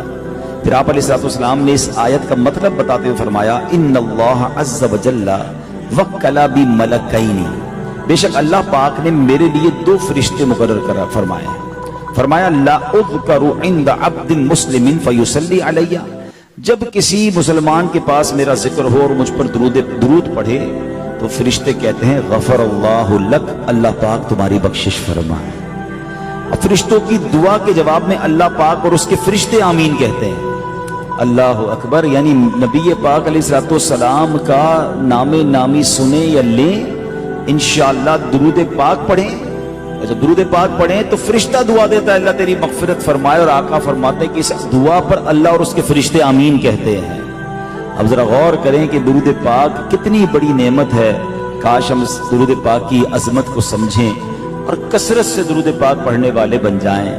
زبان و قلب کی عظمت درود پاک سے ہے، زبان و قلب کی عظمت درود پاک سے ہے، ہر ایک غم سے حفاظت درود پاک سے ہے، دعائیں ہوتی ہیں قبول اس وسیلے سے، خدا کی خاص عنایت درود پاک سے ہے، ازل کے دن سے میرے مصطفیٰ کے چرچے ہیں، تمام دہر پہ رحمت درود پاک سے ہے، بروز حشر وہ ہوگا نبی کی قربت میں، بروز حشر وہ ہوگا نبی کی قربت میں، جہاں میں جس کو بھی الفت درود پاک سے ہے، خدا کے بعد محمد کا نام لیتے رہو، خدا کے بعد محمد کا نام لیتے رہو صلی اللہ تعالی علیہ وسلم، ہر ایک کام میں برکت درود پاک سے ہے۔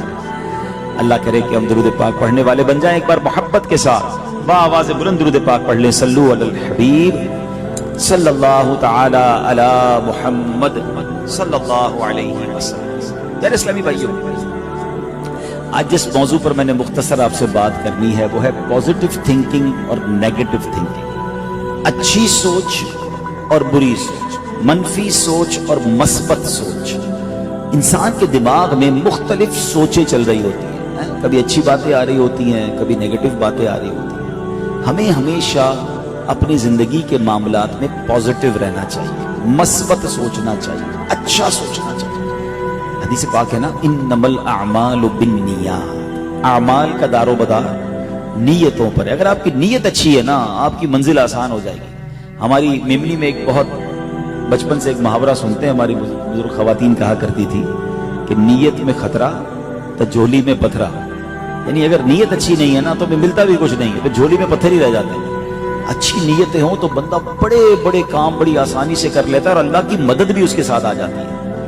تو ہمیں اپنی نیتوں کو اچھا رکھنا ہے، گمان اچھے رکھنے، پازیٹیو سوچنا ہے۔ کچھ لوگوں کا پرابلم یہ کہ وہ ہمیشہ نیگیٹو ہی سوچتے ہیں۔ اب مثال کے طور پہ ایک گلاس ہے، اس کو آدھا بھرا ہوا رکھے، آدھا گلاس پانی ہو۔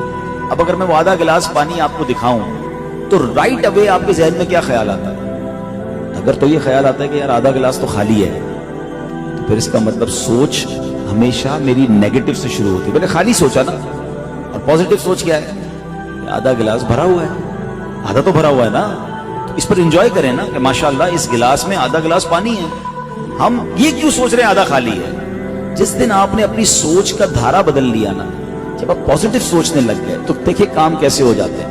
میں آپ کو ایک واقعہ سنا تو اس سے آپ کو بات اور سمجھ آئے کہ اچھی نیتیں کہاں پہنچا دیتی ہیں اور بری نیت انسان کو کیسے تباہ کر دیتی ہے۔ بنی اسرائیل میں ایک بہت بڑا عبادت گزار تھا، اس کا پورے شہر میں بڑا چرچا تھا، ایسا چرچا تھا کہ لوگ اس کو خلیع بنی اسرائیل، یعنی بنی اسرائیل کا سب سے نیک آدمی سمجھتے تھے۔ عابد بنی اسرائیل، یعنی معاف کیجئے گا، جو کہ بنی اسرائیل کا سب سے نیک آدمی تھا، لوگ اس کو عابد بنی اسرائیل کہتے تھے، یعنی یہ پورے بنی اسرائیل کا سب سے بڑا عبادت گزار ہے، ٹھیک ہے۔ اور اسی وقت اسی زمانے میں ایک ایسا گناہگار، ایسا بے حیا، اتنا برا شخص تھا جس کو لوگ کہتے تھے خلیع بنی اسرائیل، یعنی بنی اسرائیل کا آوارہ بے حیا شخص، یعنی وہ بدنام زمانہ مشہور تھا، وہ اللہ کا نیک بندہ مشہور تھا، ٹھیک ہے۔ دو بندے رہتے تھے۔ اچھا، جو عابدو بنی اسرائیل تھا نا، اس کے کمال یہ تھا کہ وہ جدھر بھی جاتا تھا تو اس کے سر پہ ایک بادل سایہ کرتا تھا، اللہ کی رحمت کا ایک بادل اس کے سر پہ ساتھ ساتھ چلتا تھا، وہ جہاں جاتا بادل ساتھ جاتا۔ اتنا عبادت گزار, اتنا اللہ کے قریبی. تو ایک دن وہ جو خلیع بنی اسرائیل بے حیا شخص تھا, گناہگار تھا, اس کے دل میں خیال آیا کہ یار کب تک اللہ کو ناراض کرے, اتنے گناہ ہو گئے, اتنی خطائیں ہو گئی, توبہ کر لے. تو اس کے دل میں خیال آیا کہ یار اتنا نیک آدمی ہے, اس کے ساتھ بادل چلتا ہے, میں جاتا ہوں اس کے پاس بیٹھ جاتا ہوں, جو اس پر رحمت برس رہی ہوگی مجھ پر بھی برس جائے گی. تو وہ بندہ اچھی نیت, اس کی نیت کیا تھی؟ پازیٹو تھی, اچھی تھی, عاجزی کی تھی, توبہ کی تھی, ہیں وہ جا کر اس نیک بندے کے برابر میں بیٹھ گئے کہ یا اللہ کی رحمتیں اس پر برس رہی ہیں, مجھ پر بھی کچھ چھینٹے برس جائیں گے. اس کی نیت اچھی تھی. اب یہ جو بندہ تھا نا عابد, اس پر کیا شیطان نے حملہ. اتنی ساری عبادتیں ہونے کے باوجود شیطان, دیکھیں کبھی بھی ہمیں شیطان سے نا اپنے آپ کو محفوظ نہیں سمجھنا ہے. یا یہ بات بھی نقطہ سمجھنا ہے, میں روزے رکھتا ہوں, میں نمازیں پڑھتا ہوں, میں دین کا کام کرتا ہوں, اتنی صدقہ خیرات کرتا ہوں, میں نے مسجد بنائی, اب ساری خیر ہی خیر ہے. انشاءاللہ خیر ہے, لیکن ایسا نہ سمجھے کہ مجھے شیطان بہکا نہیں سکتا, مجھے کوئی جنت کا کنفرم ٹکٹ نہیں مل گیا ہے. ڈرتے مجھے بھی رہنا ہے, توبہ مجھے بھی کرنی ہے, اللہ کی رحمت پر بھی امید رکھنی ہے, اور اللہ کے غضب سے ڈرنا بھی ہے. الایمان بین الخوف والرجا, یہ سمجھ لیں بات. ایمان خوف اور امید کے درمیان کی شے کا نام ہے. کچھ لوگ ملتے ہیں کہتے کچھ نہیں ہوتا بھائی, جو کرنا ہے کر لو, اللہ معاف کرنے والا ہے. وہ اسی آسرے پہ گناہ کیے جا رہے ہیں, بخشے جائیں گے بھائی. ٹھیک ہے, بہت اچھی بات ہے, مسلمانوں کے لیے جنت بنی ہے, مگر یہ بھی تو حدیثوں میں ہے نا کہ کچھ مسلمان اپنے گناہوں کے سبب اللہ تعالیٰ کی ناراضی کے سبب جہنم میں بھی جائیں گے, عذاب بھی بھگتیں گے, پھر بے شک وہ جنت میں آ جائیں گے. اچھا ایمان سلامت ہوگا تو جنت میں جائیں گے نا, ہمارے پاس تو یہ بھی گارنٹی نہیں ہے ایمان لے کر جائیں, تو ڈرنا تو پڑے گا. مگر اچھا اس طرح کے جو لوگ ہوتے ہیں نا کہ جناب کچھ نہیں ہوتا, اللہ معاف کرنے والا, وہ سارے گناہ کرتے ہیں, یہ بھی غلط ہے. اور کچھ لوگ اتنے مایوس ہو جاتے ہیں, کہتے ہیں یار اتنے گناہ ہماری تو بخشش ہی نہیں ہونی, یہ بھی غلط ہے. ہمیں اس کے درمیان رہنا ہے, شرمندہ بھی رہنا ہے, خوف زدہ بھی رہنا ہے, اور اللہ کی امید پر, رحمت پر نظر بھی رکھنی ہے. اللہ خود قرآن میں فرماتا ہے لا تقنطوا من رحمت اللہ, میرے بندوں میری رحمت سے مایوس نہیں ہونا. تو اب کیا ہوا کہ یہ بندہ جا کر ادھر بیٹھ گیا جو گناہگار تھا. نیکوکار کے دل پر شیطان نے کیا حملہ. وہ کہتا ہے یار میں اتنا نیک, اتنا پرہیزگار, اور یہ زمانے کا گناہگار میرے برابر میں, اس کی اوقات کہ میرے پاس بیٹھے. کیا ہوا؟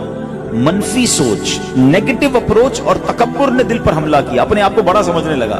اس نے کہا بھائی تم ادھر کیا کر رہے ہو, کھڑے ہو جاؤ یہاں سے, تمہیں پتہ نہیں میں کون ہوں, اور تمہارے حوال کیسے, تم میرے پاس بیٹھو گے. اللہ اکبر. اب پتہ کیا ہوا کہ جو اس کی مثبت سوچ تھی نا, وہ جیسے ہی کھڑا ہوا, اللہ پاک نے اس زمانے کے نبی پر وحی بھیجی کہ ان دونوں سے کہہ دو کہ اپنے اعمال اب زیرو سے دوبارہ سے شروع کریں. اس کی اچھی سوچ, پازیٹو سوچ, عاجزی والی سوچ کی وجہ سے اللہ نے گناہگار کے سارے گناہ معاف کر دیے. اور اس نیکوکار, اس عبادت گزار جس کے سر پہ بادل سایہ کرتا تھا, بری سوچ کی وجہ سے, نیگیٹو اپروچ کی وجہ سے, تکبر کی وجہ سے اس کی ساری نیکیاں ختم کر دی گئیں. اس کو بھی کہو کہ اپنے اعمال کو اب دوبارہ سے شروع کر دے. اور پھر پتہ کیا ہوا, جو گناہگار کھڑا ہو کر گیا نا, تو رحمت کا جو بادل تھا وہ اس کے ساتھ چلنا شروع ہو گیا. یہ ایک واقعہ میں بہت کچھ سکھاتا ہے. اگر کچھ کر بھی لو نا تو اترانا نہیں ہے, تکبر نہیں کرنا, اپنے آپ کو کچھ سمجھنا نہیں ہے. ہمیں کچھ نہیں پتا ہماری عبادتیں مقبول ہوئی کہ نہیں, ہم نے روزے رکھ لیے تو سمجھے جناب ہم مقبول, یقیناً ہم اللہ سے امید رکھیں گے, مگر ہمیں پتا ہے ہمارے روزوں کا حال کیا ہے, ہماری عبادتوں کا حال کیا ہے. نماز پڑھتے ہیں تو خیال کہیں اور ہوتا ہے. روزہ صرف بھوکے پیاسے رہنے کا تو نام نہیں ہے نا, روزہ تو آنکھوں کا بھی روزہ ہے. آنکھیں حرام سے بچی ہوئی ہیں, زبان حرام سے بچی ہوئی ہے, کان حرام سے بچے ہوئے ہیں, وہ سارے حرام کام بھی چل رہے ہیں, غلطیاں بھی چل رہے ہیں, اور کہتے ہیں میں روزے سے ہوں. روایتوں میں آتا ہے کہ اگر جو بندہ گناہ کرے, روزہ رکھ کر بھی گناہ کرے, تو اللہ پاک کو اس کا بھوکا پیاسا رہنے کی ضرورت نہیں ہے. ہاں ایسا یاد رکھیے گا, گناہ کے ساتھ نہیں. اور پھر میں نے کہا نا, ہمیں بعض اوقات, اچھا پھر ہم بعض اوقات اللہ سے مایوس ہو جاتے ہیں, ہم اپنی زندگی سے مایوس ہو جاتے ہیں. یار میں تو جو کام کرتا ہوں غلط ہو جاتا ہے, میں کامیاب ہی نہیں ہو رہا ہوتا. ہمیں نہیں پتا کہ جو میری ناکامی ہے, یا مجھے جو ٹھوکر لگی ہے, یا جناب جو مجھے اچیو نہیں ہو رہا ہے, جس کے لیے میں تڑپ رہا ہوں, اس کے پیچھے کیا نعمت چھپی ہوئی ہے, اس کے پیچھے نہ جانے کون سی کامیابی ہے, کون سا میرے لیے ثواب رکھا ہوا ہے. ہم کیوں ہمت ہار جاتے ہیں؟ ہم اللہ پر بھروسہ تو رکھیں نا. اور ایک بات یاد رکھیں, ہر ناکامی کے پیچھے ایکچولی کامیابی ہوتی ہے. میں آپ کو اس کے ایک اور واقعے سے سمجھاتا ہوں. ایک سائنسدان تھا, وہ جس نے بجلی کا بلب ایجاد کیا، یہ اس کا واقعہ ہے کہ وہ تجربے کر رہا تھا، ہر بار تجربہ کرتا ناکام ہو جاتا، بلب جلتا ہی نہیں تھا، بلب بنتا ہی نہیں تھا۔ 1000 بار اس نے ایکسپیرینس کیا اور 1000 بار اس سے بلب نہ بنے، تجربہ فیل ہو جائے، ٹھیک ہے۔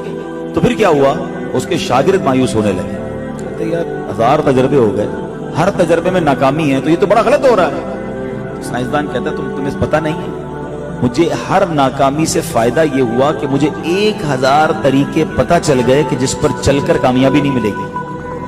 بات پتہ ہی کی ہے نا کہ یہ کامیابی کا راستہ نہیں ہے، میرا کام خراب ہوا تو مجھے یہ تو پتہ چل گیا کہ آئندہ ادھر نہیں چلنا ہے، تو یہ تو میرے تجربات میں اضافہ ہو رہا ہے، میں ہر وہ دروازہ بند کرتا جا رہا ہوں جس پہ مجھے ناکامی مل رہی ہے، مجھے کبھی نہ کبھی کامیابی کا دروازہ ملے گا۔ اور ایسا ہی ہوا کہ بعد میں اس نے بلب کو ایجاد کر لیا۔ ہم 4-5 ٹھوکر لگنے کے بعد کہتے ہیں اب یہ کام ہوگا ہی نہیں، ایسا نہیں ہوتا، محنت کرنی پڑتی ہے، کوشش کرنی پڑتی ہے، اور اللہ پاک کی رحمت پر امید رکھیں، پازیٹیو رہیں۔ ہمیں بعض اوقات لوگ اللہ سے بدگمان ہو جاتے ہیں، معاذ اللہ، ایسا کبھی بھی نہیں ہونا چاہیے۔ رب کے بارے میں ہمیں ہمیشہ اچھا گمان رکھنا چاہیے۔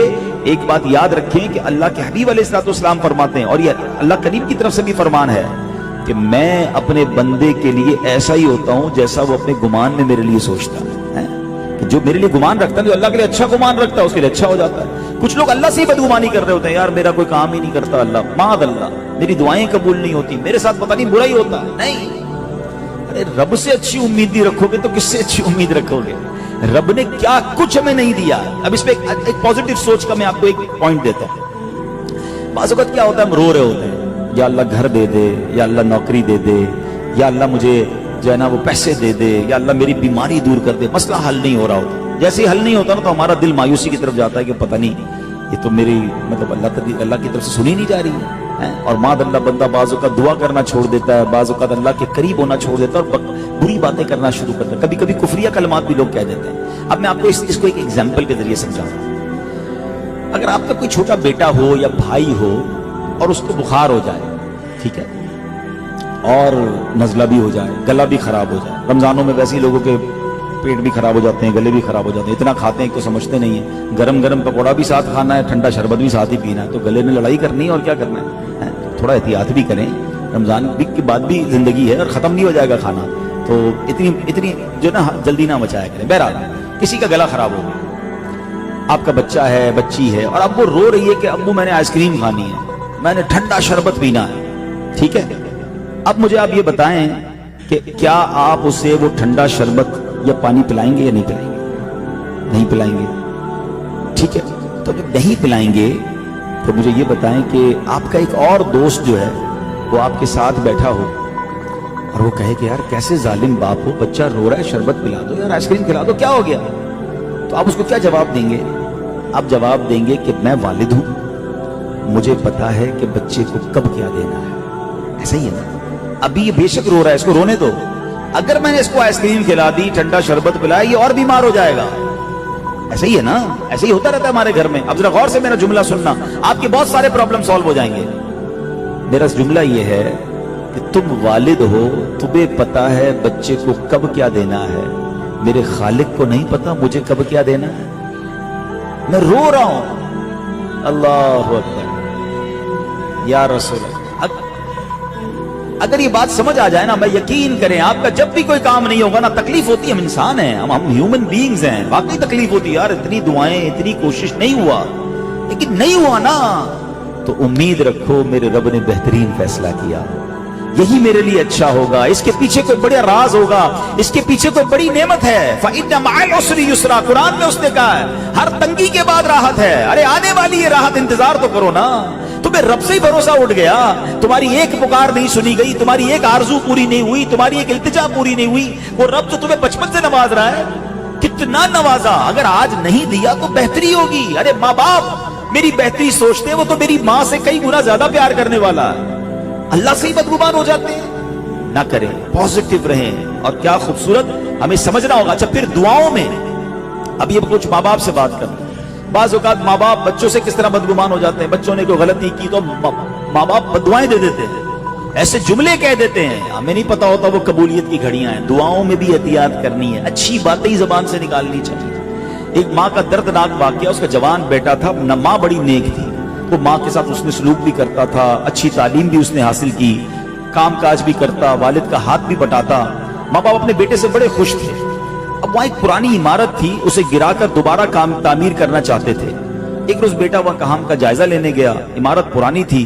اچانک ایک دیوار اس نوجوان پر گری, اس کی ایک چیخ بلند ہوئی. جب جلدی جلدی ملبہ ہٹایا گیا, لڑکے کو نکال کر ہاسپٹل لے گئے, تو بیٹے کا ناز اٹھانے والی ماں کو جب پتہ چلا تو اس پر قیامت ٹوٹ پڑی.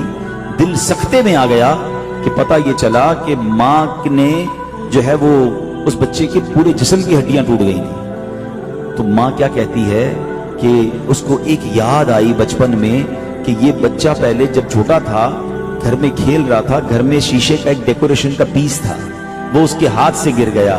تو اس ٹوٹنے کی آواز پر ماں دوڑتی ہوئی آئی اور قیمتی ڈیکوریشن پیس دیکھ کر کہتی ہے اللہ کرے تجھ پر دیوار گرے اور تیری ساری ہڈیاں ٹوٹ جائیں. اب ماں کہتی میں نے بچپن میں اس کو یہ کہا تھا, آج اللہ نے مجھے میری آنکھوں کے سامنے رکھا. تو اگر مجھے ماں باپ سن رہے ہیں نا, بچے آپ ہی کے ہیں, ہو جاتی ہے غلطی, ایسی جملے نہ نکالا کرو. اچھا میرے بچے کو میں نے برا کہا, بعد میں اس کے ساتھ کچھ ہوا تو تکلیف تو آپ ہی کو ہوگی نا. سب سے زیادہ تکلیف بھی ماں باپ کو ہوتی ہے. تجھے کیڑے پڑے, تو برباد ہو جائے, تو کبھی ترقی نہ کرے, تو یہ نہ کہا کریں. دل دکھتا ہے لیکن زبان سے ایسے الفاظ ادا نہیں کرنے, پازیٹو سوچیں. ایک بزرگ کا میں واقعہ سناؤں, بس پھر انشاءاللہ بیان ختم کرتے ہیں. دیکھیں اللہ والے کیسی دعا دیتے تھے. آئے ہائے, حضرت ذوالنون مصری. آپ کے ذہن میں آ رہا ہوگا کہ یار بچے تنگ کریں یا کوئی تنگ کرے تو پھر کیا کریں, دعا کیسے دیں؟ تنگ کر رہے اس لیے تو بد دعا نکلی ہے, اب کیا کریں؟ سنیے. حضرت ذوالنون مصری ایک بار کہیں کشتی میں جا رہے تھے, تو اپنے مرید, آپ کے مرید بھی ساتھ تھے. تو سامنے سے ایک کشتی آئی اور اس کشتی میں لوگ گانے بجا رہے تھے اور ایک ہنگامہ اٹھا رکھا تھا. تو ذوالنون مصری کے مریدوں نے کہا کہ حضور دعا کریں کہ کتنے منحوس لوگ ہیں, گانے باجے کر رہے ہیں, اللہ ان کو کشتی سمیت غرق کر دے. ان کے مریدوں نے کہا حضرت ان کے لیے بد دعا کریں, ہماری عبادت میں بھی خلل ڈال رہے ہیں, شراب بھی پی رہے ہیں, گانے باجے بھی گا رہے ہیں, ہمیں بھی تکلیف دے رہے ہیں, دعا کریں غرق ہو جائیں. ایسے بہت سارے لوگ ہوتے جو ایسی دعائیں کر رہے ہوتے, برباد ہو جائے, فلاں غرق ہو جائے. کیوں کرنا ہے بھائی؟ اللہ والوں نے دیکھو دعا کیسی تھی. آپ پتہ کیا کہتے ہیں, ہاتھ اٹھائے اور کہتے ہیں یا اللہ جس طرح انہیں دنیا میں خوشیاں عطا فرمائی ہیں نا, ان کو آخرت میں بھی خوشیاں عطا فرمائی. مرید حیران, شراب پی رہے ہیں, ناچ گانا کر رہے ہیں, اور آپ ان کو دعا دے رہے ہیں کہ یہ آخرت میں بھی خوش رہے. اب دیکھیں کیا ہوا, اللہ والے کی دعا. اب دیکھیں اللہ والوں کی باتیں نا کچھ لوگوں کو بعد میں سمجھ آتی ہیں. اب ہوا کیا, تھوڑی دیر ہوئی تو مرید تو حیران ہوئے, لیکن جب وہ کشتی قریب آئی, جب انہوں نے دیکھا کہ حضرت ذوالنون مصری کشتی میں ہے, آپ فوراً آئے, انہوں نے توبہ کی, اپنی موسیقی کے آلات توڑے اور توبہ کی, حضور معاف کر دیں ہم سے غلطی ہو گئی, اللہ سے توبہ کی. تو حضرت ذوالنون مصری نے فرمایا کہ آخرت کی خوشیوں کی دعا کی تھی نا, وہ خوشیاں توبہ سے ملتی ہیں نا, اللہ نے ان کو توبہ دے دی, اب یہ وہاں بھی خوش رہیں گے. کیا خوبصورت بات ہے بھائی. آپ نے گناہ سے نفرت کرنی ہے, گناہگار سے نفرت نہیں کرنی ہے. کچھ لوگ کسی گناہگار کو دیکھ کر اتنی نفرت کرتے ہیں کہ اچھا اگر آپ نے گناہگار سے نفرت شروع کر دی, وہ نیک کب بنے گا, اس کی اصلاح کیسے ہوگی؟ اگر دین کا کام بھی کرنا ہے تو دعا کریں کہ اللہ اس کی عادت نکل جائے, میرا یہ بھائی اچھا دیندار بن جائے, اللہ اس کو بری عادت ہے. یعنی ہم پازیٹو کیوں دعا نہیں کرتے؟ تو بہرحال ٹائم چونکہ تھوڑا ہے, ورنہ اس موضوع پر بہت بات ہو سکتی ہے, لیکن آپ غور کر لیں. میں نے 2-3 واقعات اور ان باتوں سے سمجھایا کہ always be positive. اچھا جب آپ پازیٹو رہتے ہیں نا تو آپ بڑے سکون میں بھی رہتے ہیں. جو بدگمانی کرنے والا, جو لوگوں کے لیے نیگیٹو سوچنے والا ہوتا ہے نا, وہ خود بھی ٹینشن میں رہتا ہے. ایک جملہ آج یاد کر لو, یاد کر کے دہراتے بھی رہنا, سب کا بھلا سب کی خیر. ذرا دہرائیے, سب کا بھلا سب کی خیر, سب کے بھلے میں اپنی خیر.